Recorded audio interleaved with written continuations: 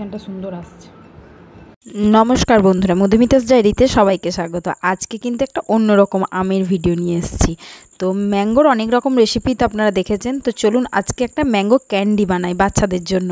বাচ্চা বড় সবাই খেতে পারবে। তো দুটো আম নিয়ে নিয়েছি। দুটো আম প্রায় 500 গ্রাম ওজন আছে। দুটো আমের খোসাগুলো সুন্দর করে ছাড়িয়ে ধুয়ে পরিষ্কার করে এবারে কেটে ফেলি। চলুন আমগুলো কাটা হয়ে গেছে। এই যে লম্বা লম্বা আকারের কেটেছি। যে যেমন আকার দিতে পারেন, ক্যান্ডির তো কোনো আকার হয় না, যে যেমন আকার দিতে পারেন তেমনই আকারের হয়ে যাবে। তো আমি দিয়েছি লম্বা লম্বা শেপের। আর দেখিয়ে দিয়ে এটা কিন্তু আটিগুলোকে, এই যে আটিগুলোকে এইভাবে ছাড়িয়ে ফেলে দিয়েছি, কারণ আটিটা নেওয়া যাবে না। আর ভেতরেই কুচটাও বের করে ফেলে দিয়েছি। শুধু নিতে হবে আমটাকে, কারণ আমটা আবার খুব পাতলাও কাটা যাবে না, আবার খুব মোটা হলে আবার মানে শোকাবে না ঠিকঠাক। তো চলুন এরপরে নিয়ে নিয়েছি একটা কড়াইয়ের মধ্যে নিয়ে নিলাম জল। খুব বেশি পরিমাণের না, 2 কাপ পরিমাণের জল নিলাম।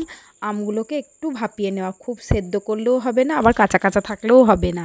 তো আমগুলোকে দিয়ে দিলাম কড়াইয়ে, দিয়ে মিনিট 2 থেকে 3 ভাপিয়ে নিলেই হবে। আমটা যতটা কাঁচা হবে ক্যান্ডিটা ততই খেতে টেস্ট হবে। তো আমার আমটা একটু দেখুন রং হয়ে গেছে। তো একটা আম পুরোই কাঁচা ছিল, একটা আম একটু রং হয়ে গেছে, কিন্তু কিছু করার নেই, আমার কাছে যা আম ছিল আমি তাই আম দিয়ে করেছি। তো চলুন, জলটাও গরম হয়ে গেছে, এটাকে একটু ঢাকা দিয়ে 2 থেকে 3 মিনিটের মতো একটু ভাপিয়ে নিয়ে, যে ফুটে উঠেছে। আর বুঝবেন কি করে এটা নামাবো কখন, এই যে একটুখানি খুন্তির সাহায্যে আমি প্রথমে উল্টে পাল্টে নিলাম, যাতে উপর নিচ সবটাই সুন্দর করে সেদ্ধ হয়ে যায়। আর সেদ্ধ হলে দেখুন এই যে কেমন কেটে যাচ্ছে। তো কেটে যাচ্ছে মানেই সুন্দর এটা সেদ্ধ হয়ে গেছে। আর খুব গলে যাওয়া যাবে না, ওভার কুক করা যাবে না, একটু সেদ্ধ হলেই এটাকে নামিয়ে নিতে হবে।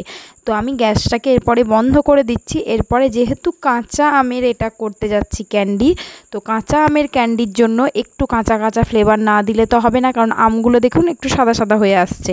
তো আমি পাকা আমের নয়, কাঁচা আমের ক্যান্ডি করার জন্য একটু ফুড কালার দিয়ে দিলাম। এটা অপশনাল, আপনারা দিতেও পারেন না দিতেও পারেন।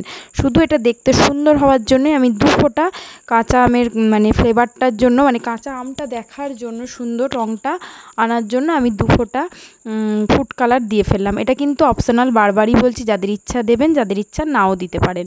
তো দেওয়ার পরে আমি কিন্তু গ্যাসটা বন্ধ করেছি। এটা 10 মিনিটের জন্য একটু রেখে দিলাম, যাতে রঙটা এর মধ্যে ধরে যায়। তো মিনিট 10 এটা রাখার পরে, মানে আমি যেহেতু খুব অল্প টাইম ফুটিয়েছি, ফোটানোর পর মিনিট 10ও নয়, তারও কম টাইমের মধ্যেই আমি এটাকে কিন্তু নামিয়ে নেব। এই যে দেখুন হয়ে গেছে, আমার কালারটা সুন্দর কালারও চলে এসছে। তো এটা এবারে জল থেকে ছেঁকে তুলে নিতে হবে। তো আমি এটাকে আস্তে আস্তে জল থেকে ছেঁকে তুলে নিই। কালারটা কিন্তু সুন্দর দেখুন, আমি বেশিক্ষণ রাখিনি, 5 থেকে 7 মিনিট রাখার মধ্যে দিয়ে এটা চলে এসছে। আর এরপরে বেশিক্ষণ রাখলে এটা কিন্তু এবার ওভার কুক হয়ে যাবে। মানে আমি তো অল্প টাইম মতো সেদ্ধ করেছি, সেদ্ধ করার পরে এটাকে তুলে নিচ্ছি। এই যে আমার হালকা একটা রং এসছে, শুকানোর পরে আর একটু বেশি রং আসবে। তো এটা শুকানোর জন্য অপেক্ষা করি। আর যারা বারবারই বলছি ফ্লেভার মানে রঙটা দিতে না চান, তারা নাই দিতে পারেন। এটা যার ইচ্ছা দেবেন, যার ইচ্ছা নাও দিতে পারেন। এমনিতেও পাকা মানে এই কালারের আমের কালারেরও করা যায়। তো স্বাদটার উপর নির্ভর করে। তো আমি আস্তে আস্তে সবকটা তুলে নিলাম, কারণ তুলে নেওয়ার পরে এটার মধ্যে মেশাতে হবে চিনি। তো 2টো আমেতে আমি নিয়েছি আমার চিনি, মানে বড় চামচের 5 চামচ চিনি দিয়েছি, মানে ছোটো বাটির 1 বাটি চিনি দিলেই হবে। তো আমি ছোটো বাটির 1 বাটি চিনি দিয়ে দিয়েছি। সুন্দর করে চিনিগুলোকে এর মধ্যে মিশিয়ে নিতে হবে। তো এরপরে হচ্ছে 7 থেকে 8 ঘন্টা এই চিনিটা মিশিয়ে মাখিয়ে রেখে 7 থেকে 8 ঘন্টা, ওভারনাইট রাখলেও কোনো অসুবিধা নেই। 7 থেকে 8 ঘন্টা এটাকে এই চিনি শিরার মধ্যে ভিজিয়ে রাখতে হবে। চিনিটা দেখুন সুন্দরভাবে মিশিয়ে নেওয়া হয়েছে। আর যেহেতু 7 থেকে 8 ঘন্টা এটা ভিজাতে হবে, তো চিনিটা পুরোপুরি গলে যাবে। তো এইভাবে আমি সুন্দর করে হাতে করেই মিশিয়ে নিলাম। হাতে করে মিশিয়ে নেওয়ার পরে এটাকে ঢাকা চাপা দিয়ে সুন্দর করে 7 থেকে 8 ঘন্টা আমি রেখে দেব। তো আমার ভিডিওটা কেমন লাগছে জানাবেন। ভালো লাগলে অবশ্যই লাইক শেয়ার কমেন্ট করবেন। আর একটু বেশি ভালো লাগলে বন্ধু বান্ধব ফ্যামিলির মধ্যে শেয়ার করবেন। যারা আমার পাশে আছেন তাদেরকে অসংখ্য ধন্যবাদ। যারা নতুন আমার ভিডিওটা দেখছেন তারা আমার চ্যানেলটাকে সাবস্ক্রাইব করে পাশে বেল বাটনটি প্রেস করে দেবেন, যাতে নতুন ভিডিও এলেই আপনাদের কাছে প্রথমেই নোটিফিকেশানে পৌঁছে যায়। এই রেসিপিটা আপনারাও একবার ট্রাই করে দেখতেই পারেন। বাচ্চা থেকে বয়স্ক সবারই খুব ভালো লাগবে। আর এই 2টো আম করলে তখন হবে না, মনে হবে আরও একটু বেশি করলেই ভালো হয়। তো এই যে আমার 8 ঘন্টা হয়ে গেছে, আমি কিন্তু জল মানে ওই চিনিতে ভেজানো থেকে তুলে নিচ্ছি। চিনিটা পুরোই গলে গেছে, দেখুন পুরো জল বেরিয়ে গেছে। আর এদিকে আমি ছেঁকে নিচ্ছি, নিচে একটা থালা দিয়ে ঝুড়ির মধ্যে, মানে ছাকনা বাড়া ঝুড়ি, যাতে জলটা না বসে থাকে বা লেগে থাকে গায়ে। তো সুন্দর করে এইভাবে আমি এই জাল ঝুড়িটার মধ্যে নিয়ে নিচ্ছি। নিয়ে নেওয়ার পরে এটার মধ্যে আমি রেখে দেবো, প্রায় গোটা রাতই আমি রেখে দেবো, যাতে পাখার হাওয়াতে, আমি তো রোদ পাইনি রাত্রেবেলায়, প্রথমে একটু রোদে দিলে খুব সুবিধা হতো, কিন্তু রোদ যেহেতু আমার কাছে রাতে নেই, সেহেতু আমি রাত্রেবেলায় এটা তৈরি করছি। তো রাত্রেবেলায় 8 ঘন্টা হতে হতে রাত্রি হয়ে গেছে আর কি। তো রাত্রেবেলায় পাখার হাওয়াতে ওভারনাইট আমি রেখে দিয়েছি। তো এটা পাখার হাওয়াতে যদি না পারেন রোদেও শুকাতে পারেন, অসুবিধা নেই, কিন্তু পাখার হাওয়াতেও এটা শুকানো যায়। তো আমি পাখার হাওয়াতেই ওভারনাইট রেখে দেওয়ার পরে অল্প একটু রোদ, তারপরের দিন আমি রোদ দিয়েছি। তো 2 ঘন্টা 3 ঘন্টা রোদ দিলেই এনাফ, কিন্তু আমি সেটাও 2 ঘন্টা 3 ঘন্টা রোদ দেওয়া কি, ওভারনাইট আমি ফ্যানের হাওয়ায় রাখার পরে 2-3 ঘন্টা আমি রোদ খাইয়েছি। তো ফাইনাল লুকটা এবারে আপনাদের সঙ্গে আমি একটু শেয়ার করি। এই যে আমার রোদে দেওয়ার পরে আমার আমের ক্যান্ডির এই হচ্ছে লুক।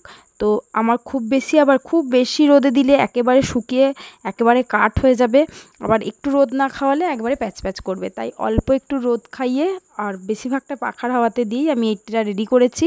তো কেমন লাগছে আমার ভিডিওটা অবশ্যই জানাবেন।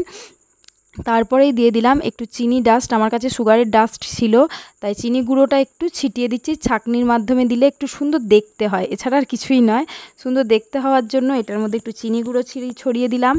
আপনারা যদি আমি তো শুধু চিনির গুঁড়োই দিয়েছি, আপনারা যদি এটা ঝাল খেতে চান একটু লঙ্কার গুঁড়িও দিতে পারেন, একটু বিট লবণও দিতে পারেন, কিন্তু আমি ওসব কিছুই দিইনি। আমি শুধু চিনির গুঁড়োটা দিয়েই সুন্দর করে মাখিয়ে নিয়েছি। এটাতেও দুর্দান্ত স্বাদ হয়েছিল, একবার না করে খেলে বুঝতে পারবেন না জিনিসটা কেমন খেতে হয়।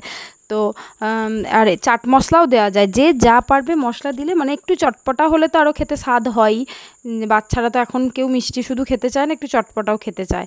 তো আমি শুধু চিনির গুঁড়োই দিয়েছিলাম, আর লঙ্কা গুঁড়ো আর দেওয়া হয়নি। তো দিলেও হতো হয়তো, কিন্তু আমি দিইনি, দিলে খুবই ভালোই লাগতো, ঝাল টক মিষ্টি, আমটা টক, উপর দিয়ে মিষ্টি ছড়ানো, আর একটু যদি ঝাল দেওয়া হতো ভালোই লাগতো।